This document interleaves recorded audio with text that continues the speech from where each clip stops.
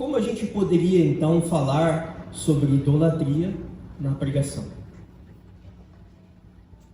Bom, a questão de você pregar é você contextualizar as pessoas, expondo as Escrituras.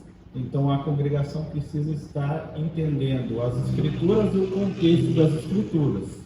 Quando você olha para a questão da idolatria, quando você comunica a pregação da palavra de Deus, você precisa ir com a palavra de Deus ao encontro do coração, para arrancar com a palavra de Deus o ídolo que está no coração da pessoa, e ali nós colocarmos no lugar daquele ídolo o Deus verdadeiro, para que então haja essa conexão entre a congregação e a pregação da palavra de Deus, praticando aquilo que nós falamos.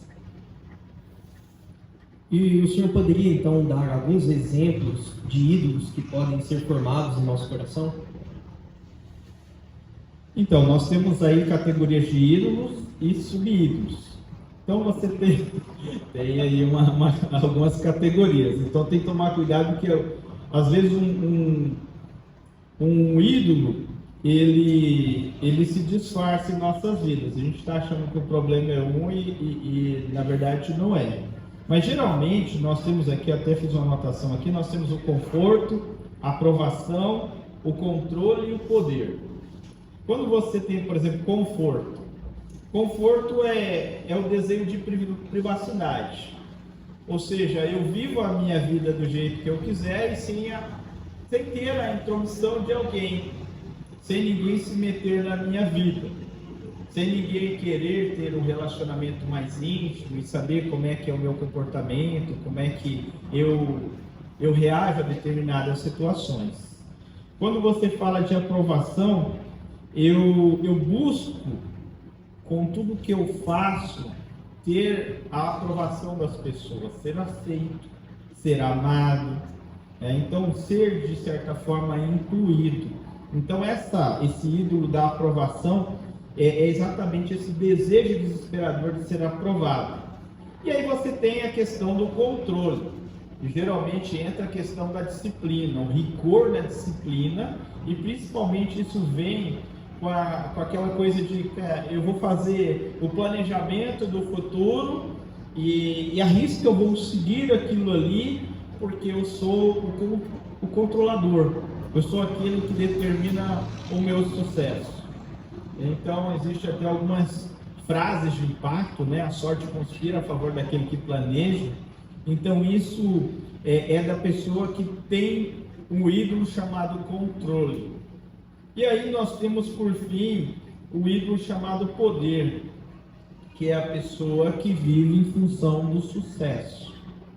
Então tudo que a pessoa anseia é um sucesso, é ser bem aceito no grupo que faz parte, ter o time mais campeão, ser aquele que é bem cotado em várias situações no profissional, na igreja, entre os amigos, na família. Então esse é o poder. Então são na verdade os 4 grandes principais ídolos nas nossas vidas que você coloca aí, que é conforto, aprovação, controle e poder. E depois você tem aí os subídolos, que vão de certa forma nos guiar para o fim de cada um desses ídolos aí.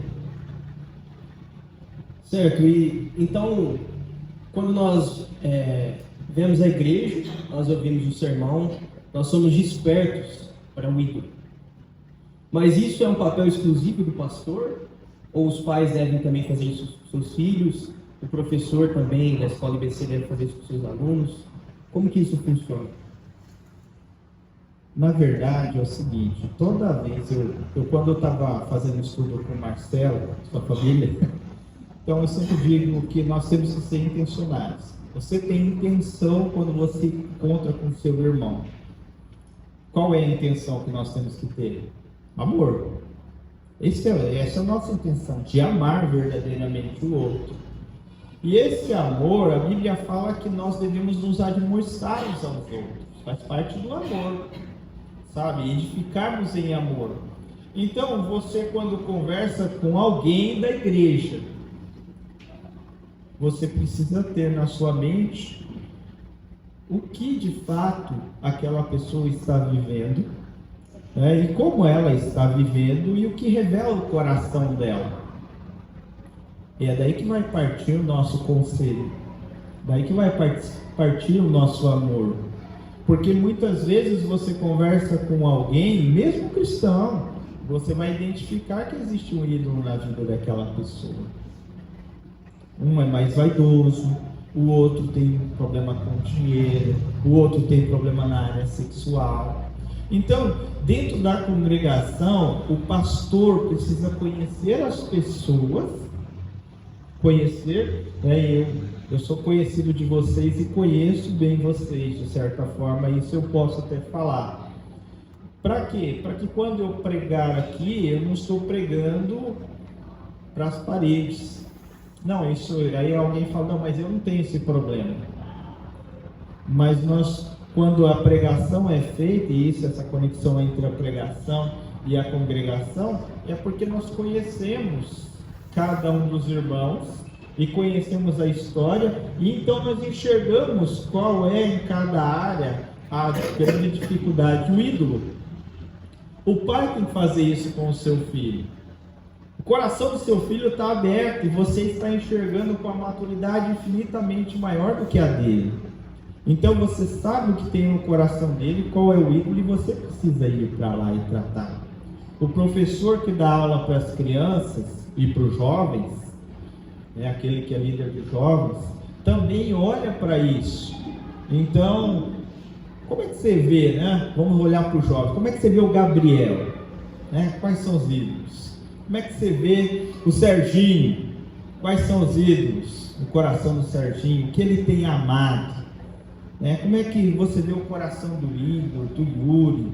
E aí você vai olhando para a Camille, cada jovem, como é que você vê o coração deles? O que eles buscam? Qual é o desejo maior? E isso você olha também para a esposa, para o esposo. E é assim que a gente faz. A gente vai olhar para eles e enxergar o coração, o que tem lá, o que você vê. Qual é o ídolo que você vê? Então nós temos que ser intencionais, porque nós podemos nos admoestar quando nós estamos vivendo na idolatria, e isso está patente na nossa cara. Então nós podemos falar, irmão, eu estou percebendo que você está inclinado para isso. E então dizer, olha, a palavra de Deus mostra perigo nessa área. Entende? Então estabelecer, inclusive nós falamos disso em prestação de contas, irmãos.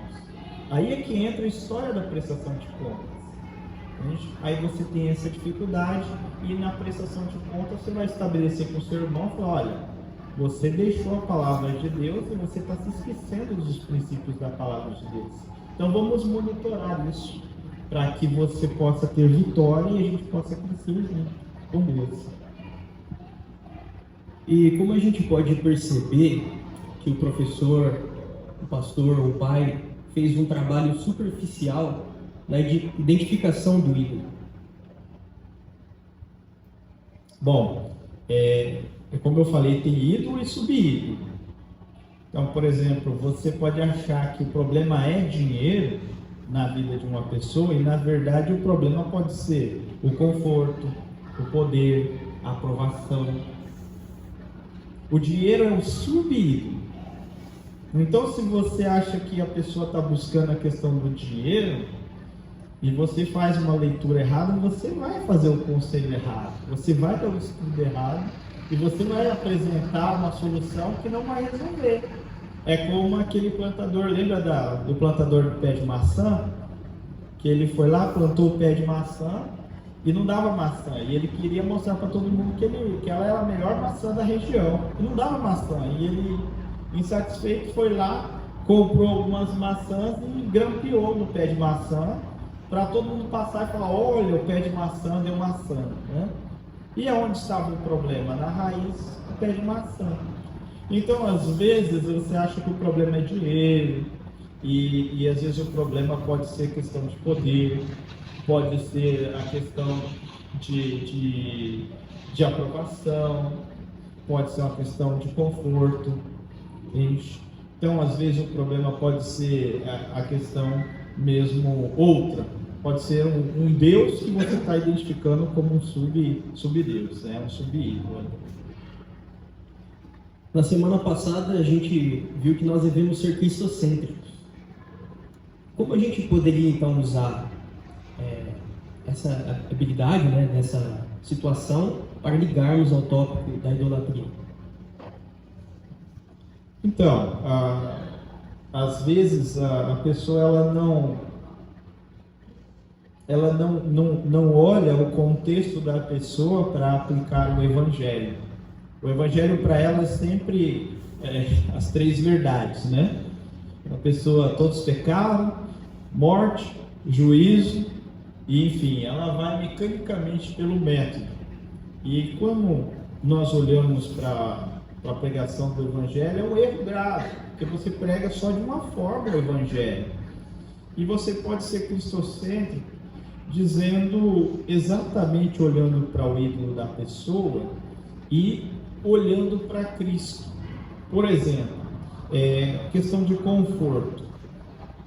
Às vezes a pessoa, o ídolo dela é o conforto. Ela não quer interferência, ela quer viver uma vida tranquila e sossegada. Aí você olha para Cristo. Olha, gente, Cristo estava bem.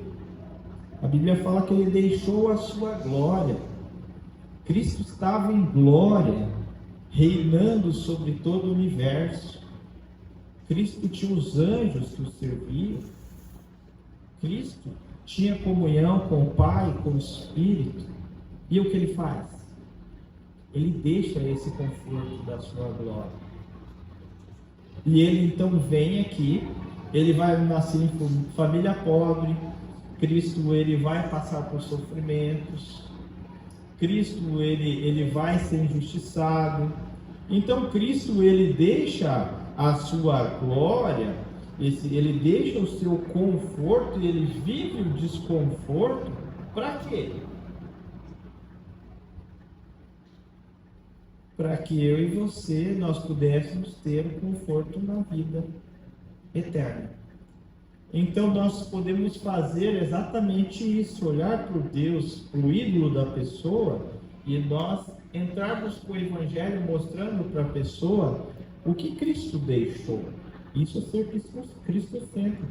Você dizer para ele, olha, Cristo deixou a glória dele, ele se esvaziou, ele assumiu a forma de servo, para que você pudesse ter o conforto na vida eterna. Então, você entra com o Evangelho mostrando por que Cristo fez isso.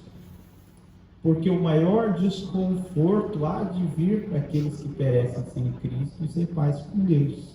Então, esse é um exemplo de como nós podemos ser cristocêntricos. E existem outras formas. A aprovação. Cristo foi reprovado, na verdade, pelos homens. Cristo era aprovado por Deus, pelo Espírito, pelos anjos. Todas as coisas aprovam Cristo como sendo perfeito, um Deus perfeito e imutável. Mas ele vem aqui para ser reprovado. E ele é reprovado, inclusive, pelo Pai. Ele diz, Deus meu, por que me desamparaste? Então ele foi rejeitado pelo Pai, mas por que Cristo é reprovado? Nós buscamos a aprovação. Mas Cristo fez isso para que nós fôssemos aprovados por Deus. Cristo é varão aprovado das Escrituras. Ele fez isso para que nós fôssemos aprovados. Por isso ele diz, ninguém vem ao Pai senão por mim. Porque é através de Cristo que Deus nos aprova. Então nós podemos ser cristocêntricos, tá? Quando nós então olhamos para os ídolos do nosso coração e olhamos para Cristo. Então nós podemos apresentar o Evangelho de uma outra forma, sem ser repetitivo e entrando no contexto de vida das pessoas. Tá certo? Então não se apegue somente a uma forma. Se apegue à forma onde você vai ser mais eficiente na apresentação do Evangelho. Bom, agora vamos terminar com algo pessoal. O senhor pode contar para nós alguma experiência que teve identificando um ídolo e que o Evangelho transformou o senhor? Sim, já faz algum tempo que eu tenho Cristo como Senhor da minha vida, mas essa questão da idolatria, ele veio ficar mais forte quando eu entrei numa grande empresa para trabalhar e eu enxerguei nessa empresa o potencial de crescimento profissional. Então eu imaginava que quanto mais eu me esforçasse e melhorasse cada vez mais a qualidade da minha execução, eu poderia crescer e ter um salário muito grande. Então busquei isso. Por uns 11 anos eu trabalhei nessa empresa e eu sempre tinha os melhores resultados. E eu cheguei a ocupar um dos principais postos da empresa. Ali tinham 6 pessoas, numa empresa que tinha ali cerca de 3 mil funcionários. Então, dos 6 postos principais eu ocupei. E para mim, aquilo era poderoso. Era poderoso. Você tinha 3 mil pessoas que te conheciam e que falavam, eu quero estar lá. Que o cara chegou lá porque o cara é bom. Então eu tinha isso dentro de mim, era muito forte. E eu gostava disso. Eu tinha um bom salário, tinha um bom status. E aí, quando eu conquistei aquilo ali, eu vibrava tanto e tal. Estava numa igreja. Isso era um ídolo na minha vida. E com o passar dos anos, eu percebi que se um chefe meu não gostasse de mim, eu poderia perder tudo aquilo ali rapidamente. Rapidamente. Quanto maior a sua função, mais fácil é de você perder aquela situação, aquela função. E eu tinha um medo terrível de perder o meu emprego, perder o meu plano de saúde, perder o meu salário, perder o meu status. Eu era alguém importante. E surgiu um caroço no meu peito. Isso aqui. E eu sabia que tinha aquele caroço, eu fui deixando. Já era há vários anos já que eu sabia que tinha aquilo ali, mas um dia eu bati, ele ficou doente demais, incomodou.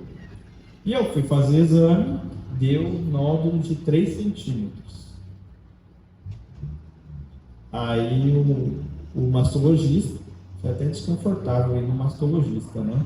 Mas o mastologista pegou e falou, olha, nós vamos ter que fazer alguns exames, existe uma tabela que chama BIHARTS, e você vai precisar olhar para essa tabela e ver, a gente vai precisar fazer alguns acompanhamentos para identificar se é um nódulo maligno ou benigno. Aquilo ali eu já fiquei preocupado. E aí quando eu fui para o trabalho, eu comecei a me dar conta de que sem a saúde, com aquela nova situação dentro da empresa, eu era alguém que estava ausente e preocupado com outra coisa que não era a empresa. Então, eu comecei a estudar o fator temor, o livro Fator Temor, onde ele mostra exatamente o coração da gente com o temor do homem, e inclusive temor da morte também, né? Eu fiquei muito baqueado, a cada exame que eu fazia eu ficava mal. E Deus foi mostrando para mim que aquele ídolo que eu tinha, que me dava tanto poder, ele não podia resolver aquele problema. E então, eu reconheci que o único e verdadeiro Deus, ele me acolhia, sendo eu um gestor importante daquela empresa ou não. E, inclusive, se ele quisesse, eu poderia morrer. E aquilo poderia se confirmar um nódulo maligno, né? Mas eu conversando até com o Johannes há algum tempo, ele falou, olha, se Deus quiser que realmente você morra, que é chegada a sua hora, você está pronto para isso? Então veio para mim claramente toda aquela situação, como eu havia vivido, mesmo estando na igreja, mesmo servindo, existia esse ídolo no meu coração. Então eu tomei a decisão de colocar Deus no lugar que é dele na minha vida. E eu não tinha mais temor das pessoas, do meu trabalho, do meu chefe, o meu plano, o meu salário, tudo que eu tinha não era tão importante na minha vida. Deus cresceu no meu coração através do estudo da palavra de Deus, onde eu realmente olhei e pude redirecionar meu coração. E obviamente Deus vem fazendo isso porque nós temos vários ídolos no nosso coração. E então eu pude confiar mais no Senhor. Inclusive eu saí da empresa, fui demitido exatamente um pouco depois desses dias aí. Fui demitido da empresa, tá? Porque a gente teve uma troca de gestão do alto escalão e aí vem trocando tudo. Fui demitido e Deus foi trabalhando isso na minha vida. Depois eu posso contar toda a história, mas assim, e até hoje Deus tem construído isso na minha vida, no meu caráter, e tem mostrado que Ele é o Deus que me mantém. Que o poder é dele, e toda a honra e toda a glória é dele, e eu não precisava disso, porque Ele me dá tudo que eu preciso. Obrigado, pastor.